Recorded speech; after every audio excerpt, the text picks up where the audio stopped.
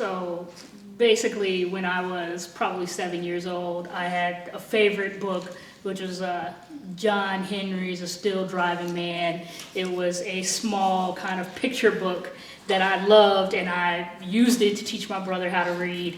And I remember telling my mom after reading it for the 1,000th time, I was born to read. And my mom was pretty excited about that because she was a teacher and she wanted me to be able to read. And what I really meant was I loved words and I loved sentences, and I really wanted to figure out how to put those together. So I spent a great deal of my childhood writing short stories for my mom, for myself. As a teenager, I was kind of pretty isolated. My parents were really strict. So I spent a lot of time writing these scripts about when I become famous in the future. I'm going to be on Oprah Winfrey for writing a book, and I wrote several dozen scripts of me and Oprah kind of talking about my book and how amazing I was. Really, I think what really got me into writing, really seriously writing, was actually, and I think people think often that this is funny, Jackie Collins was the first person that I fell in love with as a writer. Trashy novels, that I probably shouldn't have been reading at 14 years old. Hollywood Wives was the first book I read by her, and I was like, yep, this is it. This is exactly what I want to do. I want to write these stories. And so, throughout my life, I was always an avid reader. I read a lot, but she stayed with me as one of my favorite writers.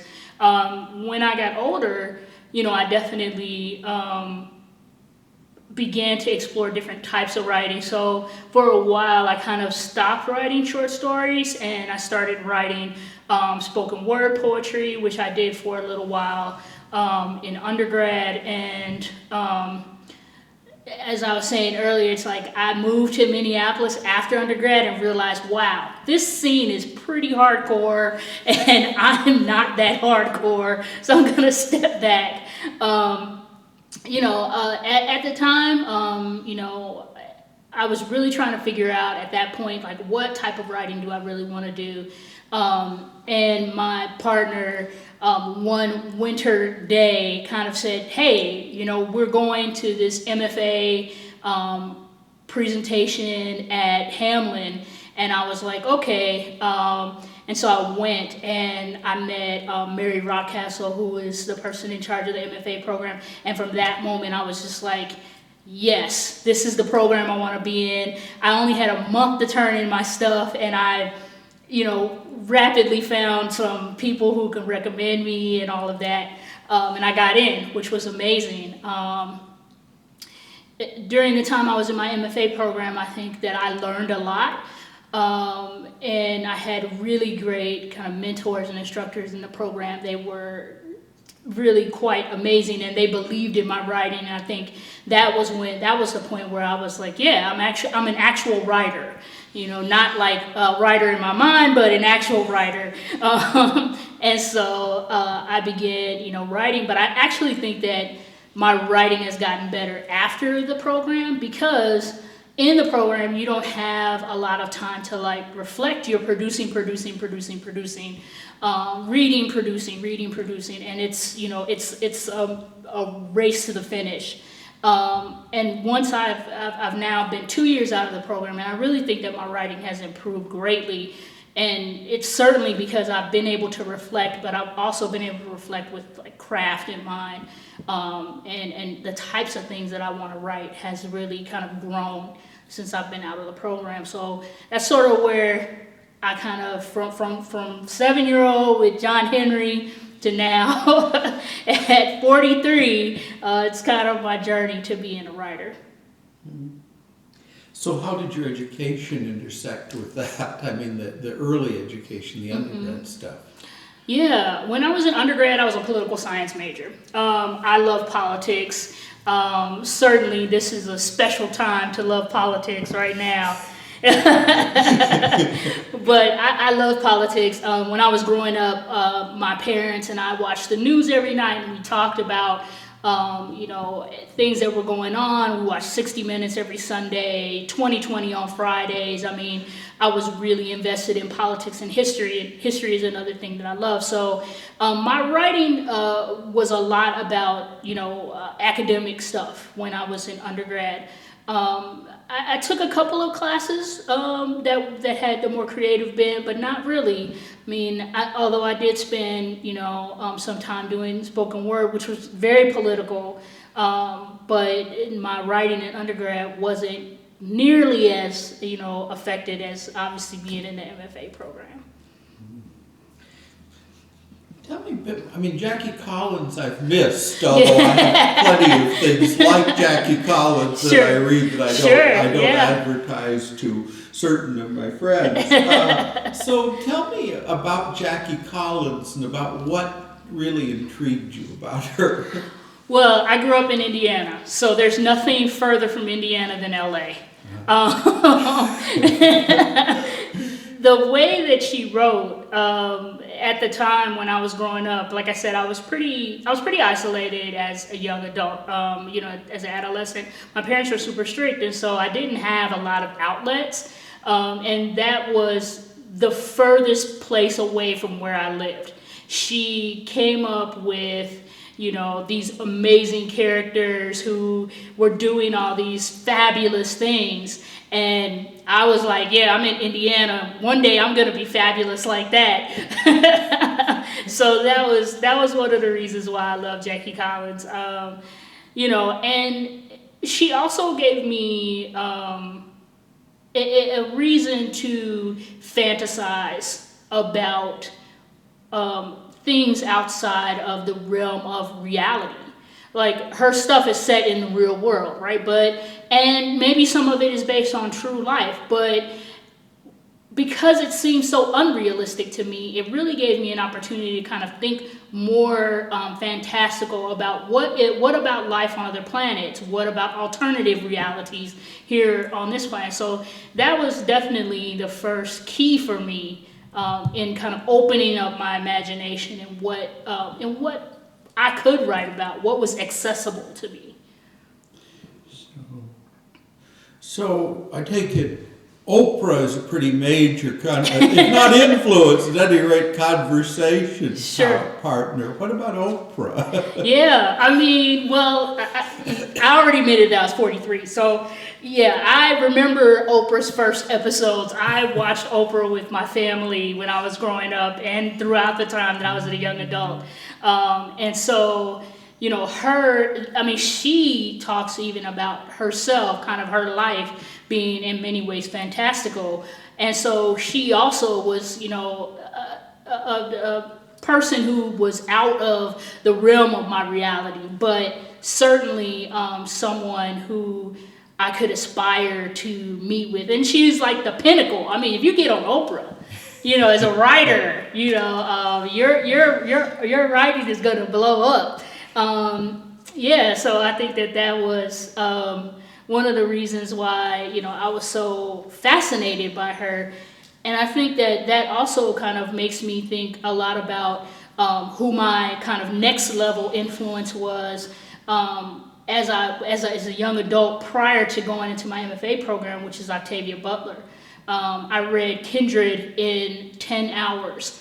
Nonstop. I did not get up from my seat except to go to the restroom. I read it all the way through, and that was right prior. That was like a month before I went to the MFA meeting, and I hadn't felt that kind of emotion since reading Jackie Collins when I was a kid.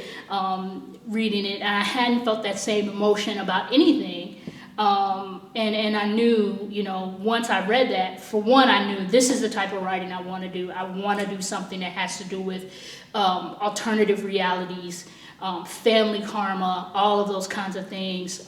Those are the types of things that I write about traditionally. And that book definitely helped me kind of move to that next level. And I think that if she had been alive now, I think Oprah would have interviewed her and it would have been great. So, I mean, one thing that comes through from both of these is this desire for a big life. Yep. How you know, at 41, one has a sense of, have I made it? Am I about to make it? What have you done? Or how have you thought about those early dreams of a big life? Yeah, I think that I don't know if I've gotten to the point where I can accept the possibility of a big life anymore. I don't know if that's in the cards, but what I do want and what I'm reaching for is to get my writing out there. And I think that living a big life for me is different now than it was when I was a kid. You know, the most important thing for me now is like for me to be able to write the stories I want to write, to tell the stories I want to tell, and have someone come up to me who never thought that they could be a writer and say, because of you, I know I'm going to be a writer now. Because, if I could say that to Jackie Collins and Octavia Butler, both who are passed away now, I would say that to them. You know, like, because of you, I'm a writer. Do you connect up to like the 4th Street folks or the SciFiCon folks here in the cities? Right. No, I don't actually. But what's interesting is I do have quite a few friends who are into cosplay and, you know, who write science fiction and who are publishing and who are, you know, kind of on that Comic-Con circuit. And so I connect to them, through that kind of that friendship sort of, through to those kind of activities. But I haven't connected to anybody through 4th Street or anything like that. Now, I mean, sometimes you get a whole range of different people coming into an MFA program, right? Yep. And I'm guessing, without knowing, that you're probably the only person whose major influence was Jackie Collins. Probably. Coming to this one. So how did that work out? I mean, being in classes with people who had, different starting points and maybe different kinds of ambitions and stuff. Oh yeah, MFA programs was, particularly with Hamlin, one thing that I have to say about Hamlin's MFA program is that I had really great instructors who were like, I don't care what you're writing, I just want you to do it well. And I was happy about that, and that's the reason why I chose the program, because I knew that what I wanted to write about wasn't like a stream with trees unless the tree was going to eat someone. Like, that's the kind of writing I wanted to do.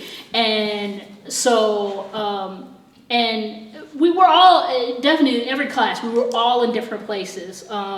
There were some people whose major influences were these like Russian philosophers who I had like never heard of, and I'm just like sitting in class like, I don't know who that is, but I can tell you in Hollywood Wives.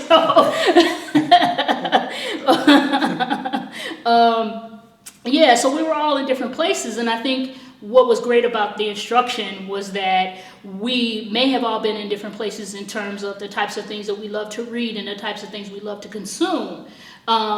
But we were nearly all in the same place in terms of our need to learn craft. And, some people it was easier for them and some people isn't. I think that craft sometimes can be a math problem. And I'm not good at math, and so sometimes it was a little bit of a struggle to get the craft down. It was great being in a program with people who they were all artists and we were all there to learn and we were all happy about being there. That's the best part. And the other part is because our program isn't competitive in the sense that no one is trying to keep a scholarship to, and that kind of thing. We weren't at each other's throats. So it was a really encouraging program in terms of, when we were critiquing each other's stuff, there was no kind of underlying, I'm going to cut this person because, I need this scholarship more than they do and that kind of thing, which is pretty typical in larger, more kind of competitive MFA programs. And people have kind of written about that and how they felt lonely in the program and things like that. And I didn't feel that at all. I mean, it was a pleasure being in the program. Yeah, I know some people there, and I'm glad to hear that it's working that well. Now, you come from fairly conservative Indiana. Yes. To pretty conservative Minnesota. Yes. Dreaming about LA. Sure. How's Minnesota working out for you? I've been in Minnesota for a while. I went back to school when I was 25, so I was a non-traditional student. I went to the University of Minnesota Morris, which is 3 hours northwest of here, and it was great because I needed to be away from a city. I needed to be isolated. I needed to be able to do the work that, the undergraduate work. I knew that I needed a degree and I wanted one, and I would not have been able to go to, for instance, the Twin Cities. For one, it's too big for me. The other part is there's too much going on. So in terms of Minnesota politically, I mean, it definitely is different than Indiana, but it has its moments. It definitely has its moments where it doesn't seem quite different. But when you grow up somewhere like Indiana, which we call the South and the North, pretty much anything that you run into here or in other places that I've lived, it's not that bad, There are definitely some things that we could work on as a state, but I've found it to be pretty good. The thing that I think for me that is the most lacking is the lack of kind of Black sacred spaces. I noticed that there's not a lot of Black people here. And then there's also doesn't feel to be a lot of opportunity for Black people to kind of get together and just be with each other. That's something that, we definitely had a lot of in Indiana. And so my partner and I are kind of looking at ways to kind of figure out how do we do that? Because one of the great things about Minnesota that I will take with me when I leave Minnesota is that I've gotten to meet people from all over the world, something that I wouldn't have been able to do in Indiana. Even now when I go back, it's very black and white. You don't know many people from other places. There's not a lot of different types of food there. There's not a lot of different types of activities there that you wouldn't, that you just see here. And I feel like there's a lot here. But I also feel that there's like a lack of those opportunities for kind of Black folk to kind of get together and just be together and have conversations about what it means to be Black and in Minnesota. So we're kind of looking at developing this website called Blackasotin, which is basically like, hey, you're Black, you live in Minnesota, like what's your experience? And let's connect on that. Oh, gee. So when you went to Morris, part of the issue, what that worked so well, Morris is like the great secret of the United States. Oh, it is. Every so often somebody outs them, but it sort of doesn't make them overrun because there are all those cows.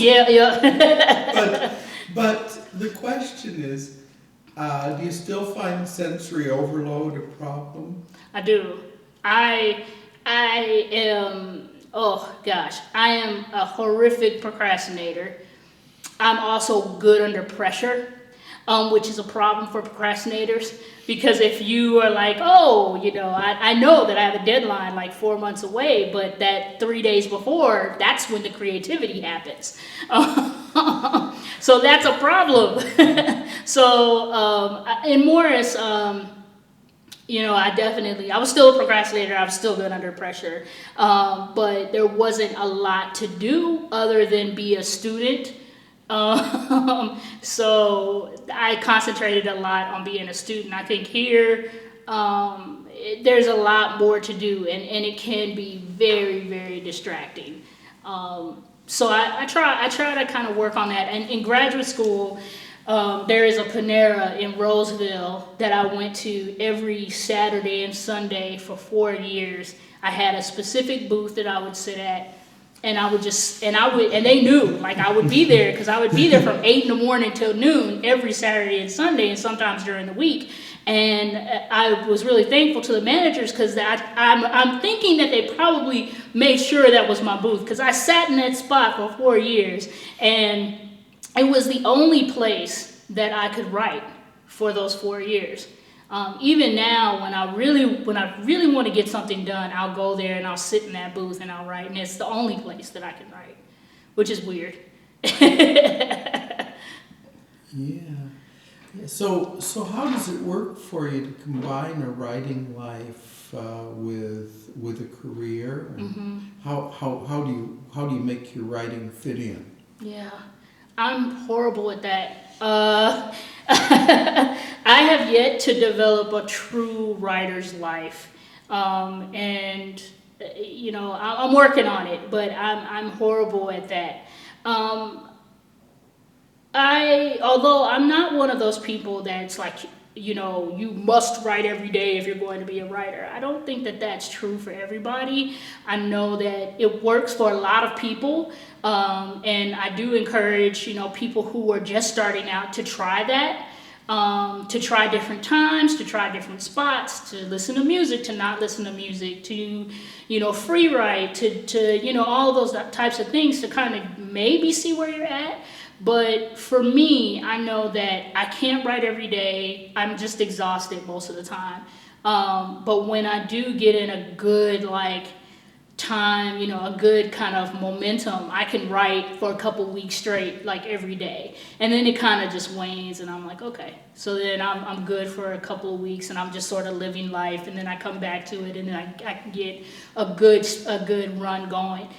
So, I'm not as clear on my writing life yet, and I'm okay with that. I used to be really freaked out about it, especially in graduate school. I was like, I gotta get this writer's life thing down. But I'm not as freaked out about it anymore. I figure my pace is my pace, and I'm gonna be able to do it in the way that I can do it, and I won't be, love Stephen King to death, love his book on writing. But I am not the person that's going to get up at 4 in the morning and write till 7. That's just not me. I can't recommend that to anyone unless that works for them. So what do you do for inspiration? I mean, do you get enough ideas just bumping around the world? Yes. Actually, the problem is that I don't know which ideas are novels and which ideas are short stories. They all seem like novels to me, and then I really start thinking about it. I'm like, no, that's a short story. I get a lot of ideas. I have constantly a lot of ideas. My partner will be like, you gonna write that down? I'm like, yeah, I'll write that idea down. So I get a lot of ideas. I also, as I was writing my thesis, I used images a lot. I can see things in my head really clearly, and I'll go and look for an image that represents that or looks as close to it as possible, and I'll write from that image. Because I'm a very visual person, very tactile person. I want to be able to, hold something in my hand, to be able to describe it and things like that, or just be able to see it on the screen. So I get lots of ideas from, images that I'm looking at, from music. I listen to music a lot. During my program, while I was writing my thesis, I listened to a lot of jazz. That's, I love the Trumpeters. That's my favorite stuff. And just being around people. People are funny and interesting, and they give me ideas too. So yeah, I have lots of ideas, and I get that, from lots of different places. How does, just writers do lots of different things. Some people are always working on a piece. Sure. And so, or a lot of pieces maybe, and so they have notebooks with the beginning of this piece, the beginning of that piece, and so forth. And other people have a sort of journal step, which is just, observations and thoughts and so forth, and then occasionally it comes together in some. How's that work for you? Yeah, I have lots of snippets of stuff everywhere. I do have a notebook that I write in. I have an online blog that I write in, and every Sunday I do like a challenge, which is a weekend writing warriors. So I do that every Sunday, which is just like 8 to 10 sentences. That's it. And I've been kind of consistently working on a piece through that. So that's a great way to not have pressure on myself to write a full piece. It really just depends on my mood. I mean, I'll write a few pages of something. Sometimes I'll get, 20 pages or something. But I try not to put a whole bunch of pressure on myself, because that's when I get freaked out and I get really like, oh God, I'm not going to be able to finish this. What is this about? That kind of thing. So I try to just, really relax with putting a lot of pressure on myself. Right now I'm in pressure mode because I'm editing my book. And it is a lot of pressure right now. But otherwise, in terms of other things, it's just scraps of things everywhere once. And sometimes it'll be something that I've written like 6 months ago and I put it aside, and then I'm like, I had an idea, and I'll go and find it and then I'll finish it. And that'll be, okay, good. I did that. If it won't jinx it, could you say a little bit about your book? Yeah, the book is called Bright City. It is based on my thesis. It is a new adult dystopian novel. It's about a young woman named Abigail who is exiled from her utopian society, and she, because for a crime that she didn't commit, and she kind of travels from where her society is to this place called the Bright City, and she, through like this kind of post-apocalyptic former United States, so she kind of travels to this place, and throughout she really kind of discovers herself, and it's new adult because she is a teenager, but because it has kind of sex and violence and drugs and all that, it's not young adult, but it's not quite adult yet. So it's been a really interesting kind of journey with it, because it started out more like kind of vampires and stuff like that. It was when I started writing it, Twilight was huge, and I was like, vampires, I'll write about that too. But it has become something completely different than what it was initially. But I'm excited about it. Yeah.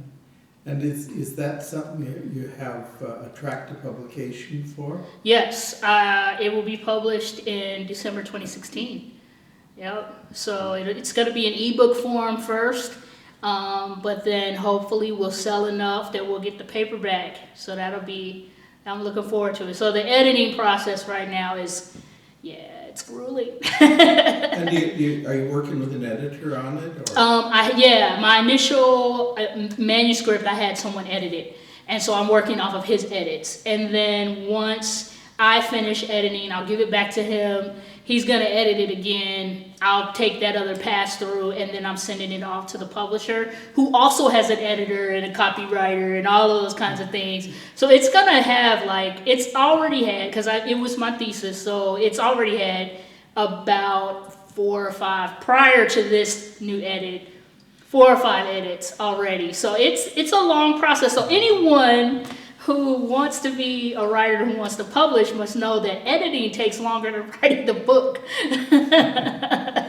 That's always what scared me about getting into writing, is the thought that by the time I got to the end of the process, I'd be so tired of that story and those characters. Yeah, definitely.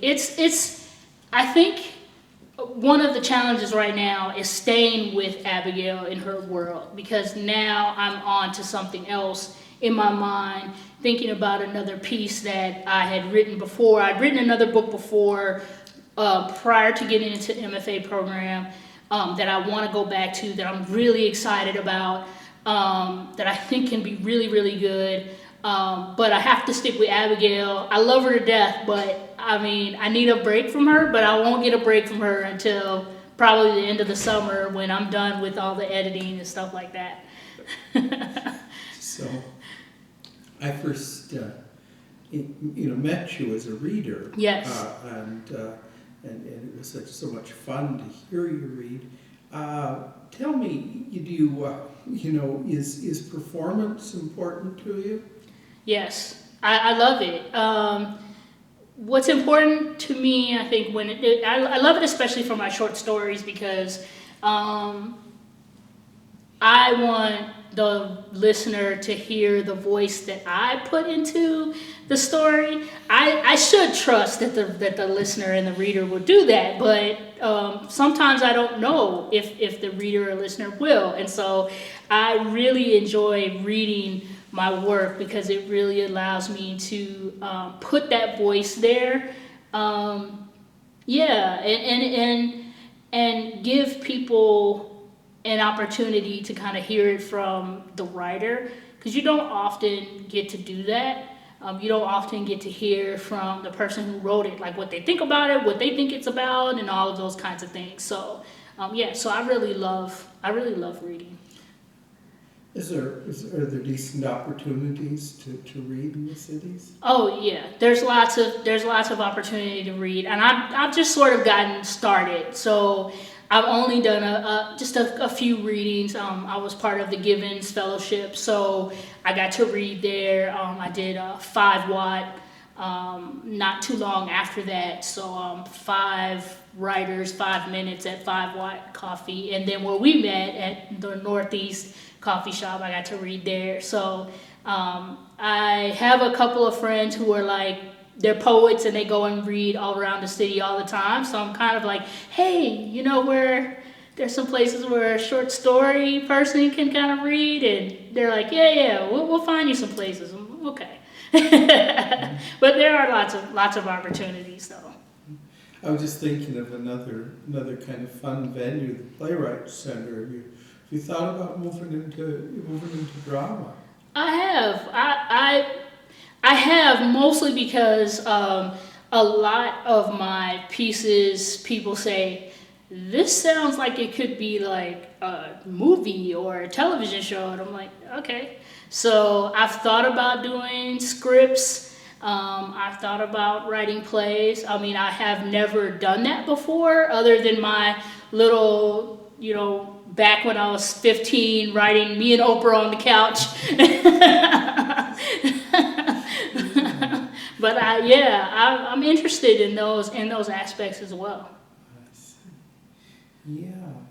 Well, I was hoping that you bring something to read. I did. To kind of give us a sample of stuff, because I just got really excited with what you read in Northeast. So it was so lively, and you read it so well. So what have you got? Yeah, I brought a piece with me, the piece that I read actually at the Givens reading, which I thought it's about the same amount of time as the Superheroes Anonymous, which I read at the Northeast.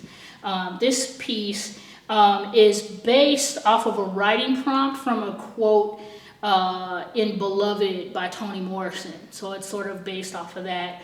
And it's called Let the Church Say Amen. While waiting on her turn to meet the Lord at St. Peter's pearly gates, Aisha anticipated her turn to answer the Archangel Michael's question.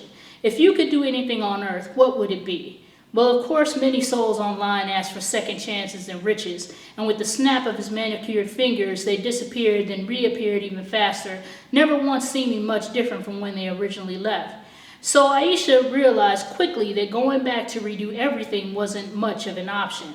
The semi she slammed her Mercedes into had snapped her head clean off, and frankly, she'd won the lottery a couple times and it wasn't a picnic. Folks always had their hands out.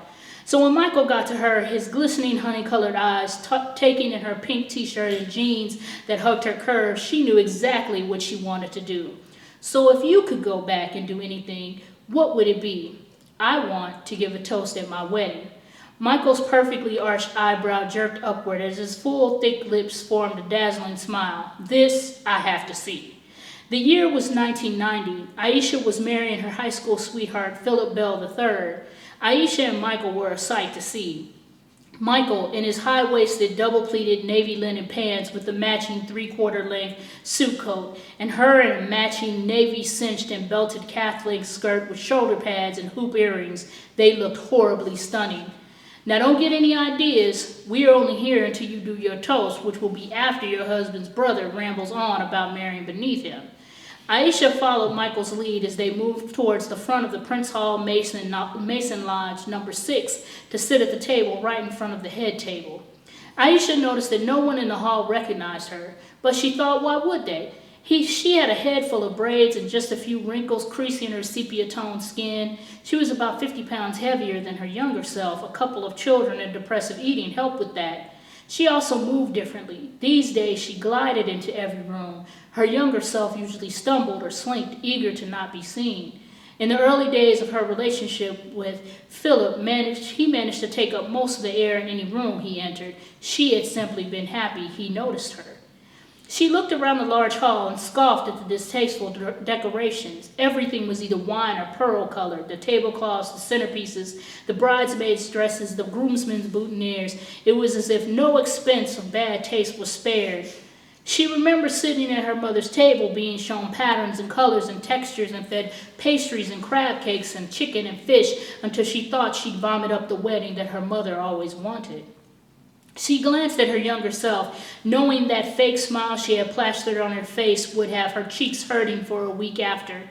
As she watched her younger self attempting to ignore Philip flirting with his ex-girlfriend, a beautiful ebony sister he'd insisted attend, her resolve grew stronger. They sat through 5 speeches before Andrew, Philip's brother, drunkenly slurred through his speech. Aisha watched her younger self sink back into her seat as each potshot landed to laughter from Philip. She could tell most people thought his words were just a friendly roast from her new brother-in-law, but Aisha knew he meant every word. He spent all of high school hitting on her, and she spent all her time turning him down. And when Philip told his family they were engaged, Andrew got Philip drunk and sicked Vanessa Jenkins on him. Vanessa Jenkins. Pretty, light-skinned, blue-eyed, big-assed Vanessa Jenkins. Philip begged for 3 months before Aisha could forgive him for his indiscretion. And she barely heard Andrew's last word when Michael nudged her under the table. "Showtime, sister girl, and make it good," he whispered, placing an ebony hand on hers. She took a swig of champagne, then stepped forward. "Well, my dear Aisha, some would say you got yourself into a whole world of mess. Won't you celebrate with me what seems to be the last day you get to be you? You see, you a tidy slaughter. Yes, the Bells love them some obedient, submissive little black girls who listen to their elders and husbands and breed, and you will breed, oh yes you will. In between the 2 miscarriages and the 1 abortion, you'll have yourself a couple of kids, a boy and a girl, all at once. And they, the ungrateful, entitled little Bell clones, will drive you nuts. And as you know by now, Philip isn't made for working. Oh, he can make $1, but he ain't trying to make a home. He knows how to keep the bed rocking, though. That's one thing you can say. Too bad your bed ain't the only one he rocks in. He can't help it, though. He got those Rolling Stone waves from his daddy. Look around the room. Don't some of these people look more like brothers and sisters than cousins to you? Ah, baby girl, if only you knew your potential at 19 the way you'll know it at damn near 40. But by then, you'll think it's a little too late, and you'll be on your way to another bar, to meet another man, to have just 1 drink to put your mind at rest, and you'll find permanent rest underneath a semi. So what I say to you is this: love your flesh, love your hands, love your neck, and love your head. Because in 20 years, when you thought you've had just about enough, it'll come clean off. It's wonderful. Thank you. It's just really, really great. Thank you. Well, I hope we get to revisit this after your book's out. Yeah, definitely. Thank you. Yep.